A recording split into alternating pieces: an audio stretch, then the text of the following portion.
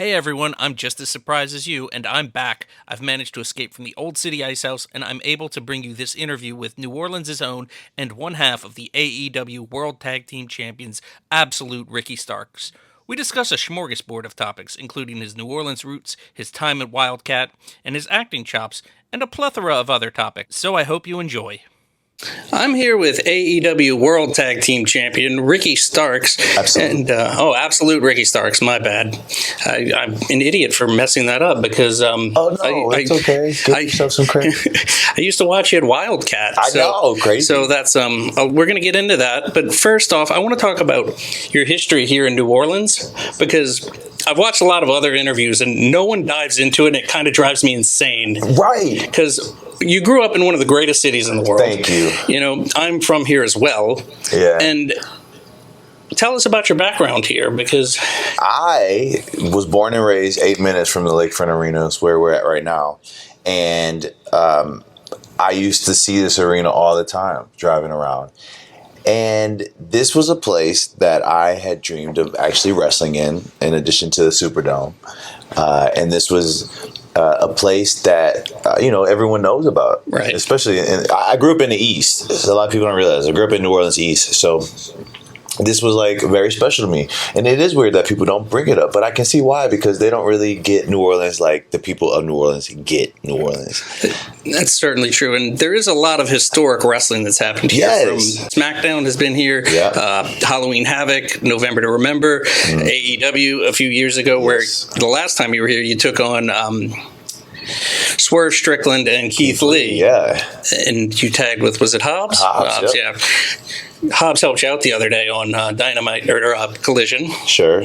And that was nice to see the reunion of Team Taz. Well, not really, because he I don't know if you saw the interview afterwards. He didn't do it for me. Oh, he did it for himself? Because he wanted to get back at Sammy and Chris. And you know what? That's fine. That's I like okay. to believe there's still a little bit of Team Taz in there. I don't know. He turned his back on me, and I don't know if I can ever forgive that, man. That's fair. That makes a lot of sense. Yeah. So you're from here.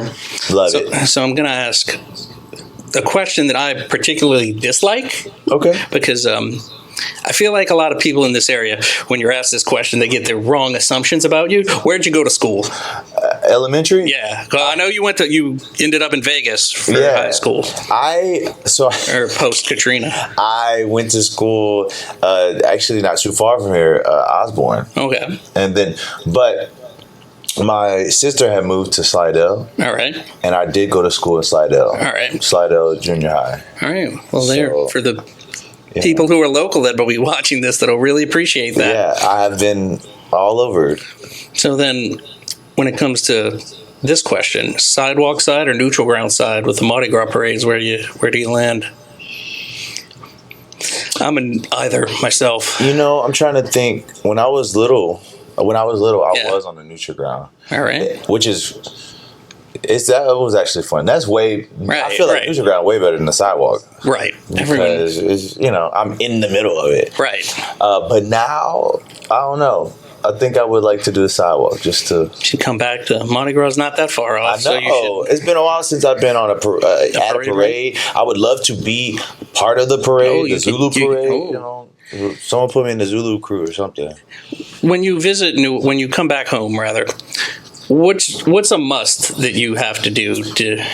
I do stop at Dini's. Yeah. And get a shrimp po' boy for sure. All right. I'll tell you this. There used to be this bomb Vietnamese spot around my old neighborhood. Yeah, they used to have a lot of that stuff. Yeah. And it's still there. They changed the name of it this time, but they used to have so many good shrimp po' boys. Like, I'm talking about, the po' boy is so big I had to eat it the next morning. Nice. But that's definitely where I go. And then I actually had king cake today. My publicist, she finally tried king cake the first time. It's traditional king cake. Which bakery? Do you have any idea? Or? The bakery name it starts with an L. It's a French name. That could be a ton of things here. But it was good. I'm going to get the name of it. But she tried it and loved it and didn't She had two versions. She had the Oh. one with the strawberry filled. Stuffed and a Yeah. non-stuffed, yeah. She should try the non-stuff first. It's crazy how many different types of king cakes there are. Yeah, I know. It is. They even make king cake vodka now, which Yeah, is, they were telling me- which is Some friends really at Fox were telling me that they make daiquiris. yeah. King cake. I was like, oh my god. How sweet could that be? That's I know. That's got to a be king cake a lot. shake sounded good. When I was little, I didn't even think of that. That wasn't even Right? on my Like- mind to like do. Yeah. I had a story though where I would wash cars around the neighborhood and save up all this money for the day, and then I would go to Mackenzie's. Oh yeah, I think the Mackenzie's is Thank the best. you. Like Thank I don't you. care how fancy you get. Yes, You Mackenzie's just was get the best king some of that cake. brioche bread rather, and you just put some sugar on it. That's all you need. You don't Yeah, need all this you don't need fancy anything fruit and additional. yeah. Like I don't get it.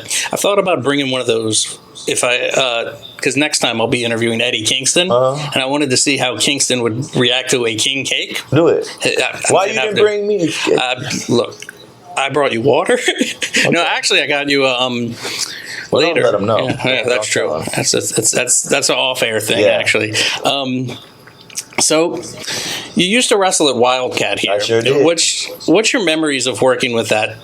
I love promotion? Wildcat. I remember being so excited to work at the oh my god, the middle school in Metairie. Meisler, Yeah. yes, in the gym. It was so fun. It was. I remember I would always drive from Texas Yeah. to get here and be like, this is what I'm doing. I'm gonna get here this early. I'm gonna go stop at my favorite spot. Maybe go Right. to Angela Bricado, get some sesame cookies. Those cookies are great. I And just sent a friend of mine in I love Seattle them. some, and They he'd got 'em never in the had 'em. airport now. Yeah, oh, that's sweet. So it was every time I came to Metairie, it was so much fun. I really love Wildcat, and just to hang out, I got to hang out in New Orleans for the weekend. Right. It was cool. Now, I'm going to have to ask you a controversial question regarding your time in Wildcat. You're proud from being here. Mm-hmm. Why did Brett introduce you from San Diego, California?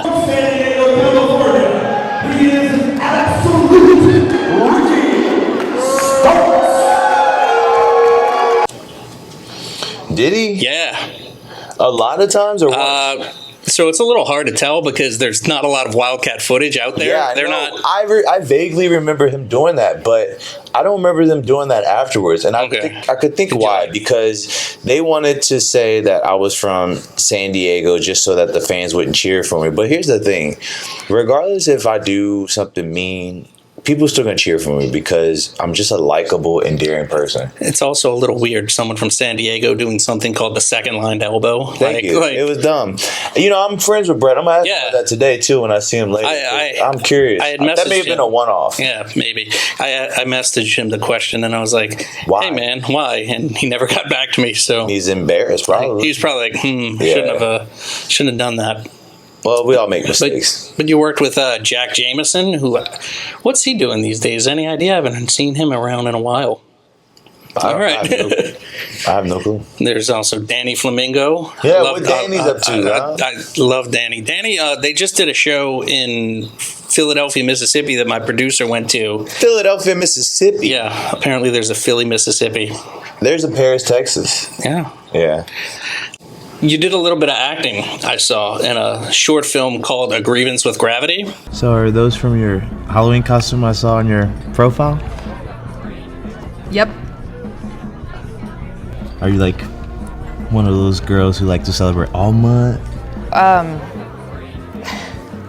No, that pic was from last year. Where, if you haven't seen it, he ends up dating a girl.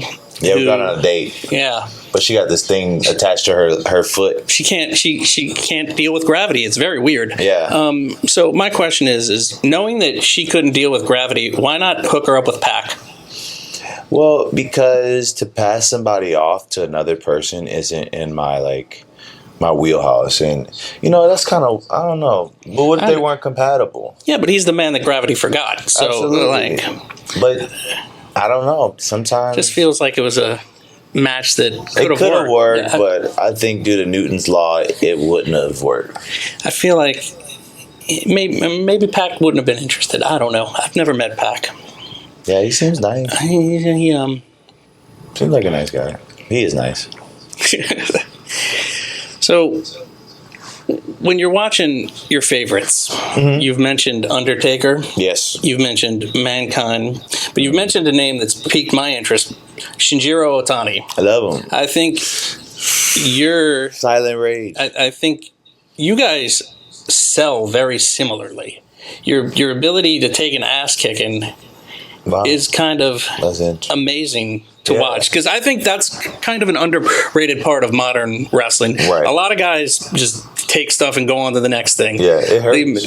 The ability to watch someone take the move and make you feel it isn't there so much anymore. How do you decide how, like, I guess my question is when you're going through that, how do you decide to, like, take it and make it believable and sell, as opposed to Well, I mean, there's no effort in making it believable, because it hurts. right? All of it hurts. Right. So there's no, I just, what I feel is what I'm showing you. And that's literally how it feels. But You there are know. guys, I feel, that just go on to the next thing and don't worry about it. Yeah, I don't know about them. I don't know. Those people, I wouldn't trust. Right. I wouldn't trust it. But for me, listen, you can read every emotion on my face. If I'm in a bad mood, a good mood, if I'm sad, happy, you can read it all. And feeling pain is no different. Like that strap match with Right. Brian, oh my God, that sucked. You've been in the ring with a lot of. I was looking at it. Crazy people, huh? Yeah, it's wild to think that I used to watch you against Jack Jameson or a Purple Haze. I got Yeah. a video on my phone of you getting superplexed Yep. from the 2 out of 3 falls match with Yep, Purple Haze. I remember that.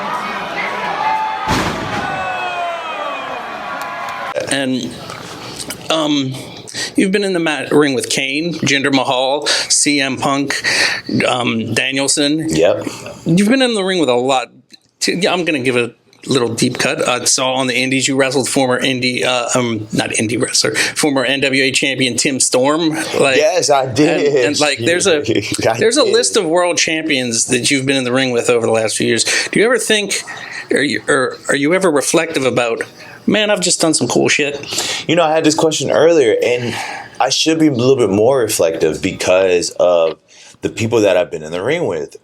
And I think what happens is that when I'm in the ring with these people, like Sting, Yeah. and, you know, all these people, I don't look at it as like, I'll only see it from the scope of like, well, yeah, duh, I'm Yeah, supposed well, to right. be here. Like, what else did you think? Like, Right. look at me, I'm Ricky Starks. Right. I don't really think of it any way other than that, as beyond just like, I am supposed to be standing shoulder to shoulder with you. That's who That's the hell fair. I am, Yeah. and that's get why that. I'm here. You know. But sometimes there are moments where I have these like small reflections, and I go, "Oh, that was cool. Right. That was cool." Like the Kane stuff was insane. I was mad because I was watching to prepare for all this, I watched all the WWE enhancement stuff that you Sure, did. yeah. And I was mad because in one interview you said you had cut a promo before Kane on that main event taping. Yes, I and they did. cut it out on the. Yeah, well, version. I knew that it wasn't Yeah. going to air, Yeah. but the fact that they gave me Right. that type of like trust to go out Go out there, there and 3 talk minutes. Yeah. was wild to me. You know, Did you know going into it that they were going to give you the promo? Or? I didn't know even showing up that I had a match until I got to the venue, and they was like, "Hey, did you know?" And I was like, "No." And they go, "Oh, so would you mind talking, like cutting a promo on the crowd?" I was like, "Would I mind?" Yeah, Okay. When you get booked for that sort of thing, how does the process of that work for their extra work? Well, you know, since you are a wrestler, they have your contact Yeah. information, and depending on the town that you're in, that they, you know, call you, and we set all that up via email. But it's the same way that we do it at AEW. We try to use a lot of the local talent to Right, give these local guys a chance, because, you know, Last we're already time, there. y'all were here, I think y'all used some Wildcat guys and some guys from Elevate. Yeah, we did. Yeah, we did. And, I remember that. That was good to see them get a shot. I was Right. one of like 50 people in the crowd It's a cheering cool for thing them. to have for these guys, because I get it. I've been there, and it's a hard thing. I tell friends who aren't into wrestling, come to an indie show with me because you'll never get know it. what you'll see. You'll get it. Yeah. And everyone I've brought, I know they're not going to be a fan at the end of the night, but they've also turned to me and said, that was fun. that's a lot different than what I expected. Right. And it's a level of respect that I think people have for wrestlers once they see it live compared to just flipping It's on totally TV different. and not understanding it. Yeah, I tell that to everyone. You have to come watch a live show because you just truly won't understand until you're there live and sharing the same feelings and sentiments with other people who love this. Right. And it's an infectious energy once Yes. you're in the building. You Yeah. know, suddenly, you know, Weird buzz. you're watching on TV, you decide, oh, this is dumb, I can flip or change past this. You're in the building, you're caught up in the moment. Like the last time I brought some friends to Wildcat, so I didn't realize they had zero context of anything wrestling. So they were asking me shit like, how do you win and lose and stuff? Yeah. And it's stuff that as a fan who's hard been to, like, watching really it for Explain. yeah, I think. yeah, because when you're watching it live and you've watched it for so many years and you know everything, Yeah. well, a count out's weird to someone who doesn't have any concept of a count out. Or why is that guy not breaking the hold after a 5 count? Right. There's a lot of weird rules, like explaining an Irish whip to someone who has no context to what the Irish whip is. Why is that person running towards that way? Well, very interesting. it's kind of my new favorite thing to do when I go to an indie show. I find it interesting because I'm remembering the first time I reacted to that. Yeah. You know, that thing I've seen 1,000 times. Right. I wanted to ask you about moving to Vegas. Yeah. I recently went to Vegas. For a crawfish boil of all things. Oh gosh. No, so my cousin is from here. Okay. He moved to Vegas. Okay. And every year for his he's pretty well off. Every year for his big clients, they ship crawfish from here, and they have a giant crawfish boil. All right. And it was Is it good? yeah, it was. Because sometimes, when you go to other places and they talk about crawfish boils and all that stuff, it ain't that good. It ain't. My buddies in Texas who live in Houston always say it's the same, and I'm like, no, it's not. Yeah, it's not. Houston, come on. I was like, it's not the same, man. Yeah, not at all. Who are you trying to kid? Right. So what's your favorite part of Vegas? I don't think I had a favorite part, to be honest with you. Vegas is okay. That's how I felt about Vegas, to be honest. Vegas is not a knock on anyone. It just wasn't a place to grow up for a kid. There wasn't anything to do. I got a friend there who's raising her family, and I'm like, what do you bring your kids to do? Yeah, there's not a lot to do. And so, I don't know. All I did was just watch wrestling in Vegas. And, there was a point where I was trying to get into training in Vegas. There's two guys named Ballard Brothers. They lived in Henderson or something. They worked at Wildcat. Right. They were.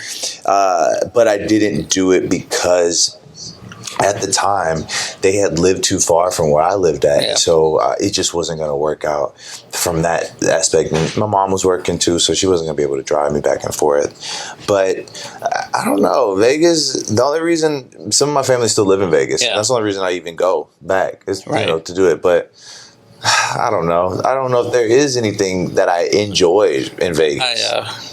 I obviously did the Strip, I find the Strip interesting, but I live in New Orleans. I live in an interesting city. Yeah, If I want to go do something weird or wild, I can walk out my house, and Where do you check it live out. at? I'm in Metairie, so Okay. yeah. Not bad. I used to live right down the street from the Greek church over there in New I know Orleans, that's and on Aviators, but we moved when I was 12 or 13. Yeah. So it'd be the nice to burbs. get a house up in, people are going to hate me for this. Wanted to get a house in the Garden District Ooh, and move my mom fancy. into it. Yeah. So I was going to ask you about that because multiple interviews you said you want to buy your mom a house. So you haven't gotten your mom the house yet? No, I bought her a car. Oh. But the house is the last thing. And so, I was thinking about, she likes the Garden District, It's a nice area. It is a nice area, and the houses are nice, too. I just haven't figured out Where just yet? Well, it's up to her where she want to move. Well, that's true. So I can't just be like, well, I'll move you back to New Orleans.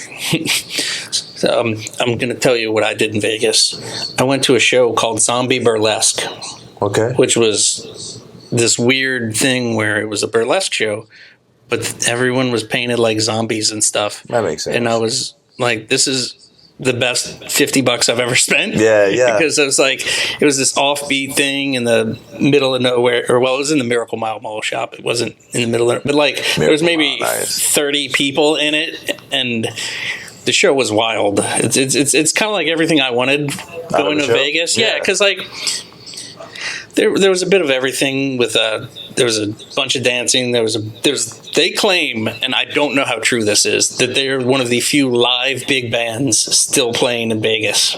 I could believe that. Actually. Really? Yeah, I could believe that. I also saw Penn and Teller, which was really fun. But yeah, I wasn't big into going to see live shows. Was there a lot of live wrestling in Vegas at all, other than like the shows that? I mean, the only show that I did when I was in Vegas that I went to at least was like a Raw. Yeah, but otherwise, I didn't go to indie shows in Vegas. Did you go to indie shows at all growing up? Because there weren't many that used to run here. No, I didn't. I didn't go to any indie shows until I actually got into wrestling.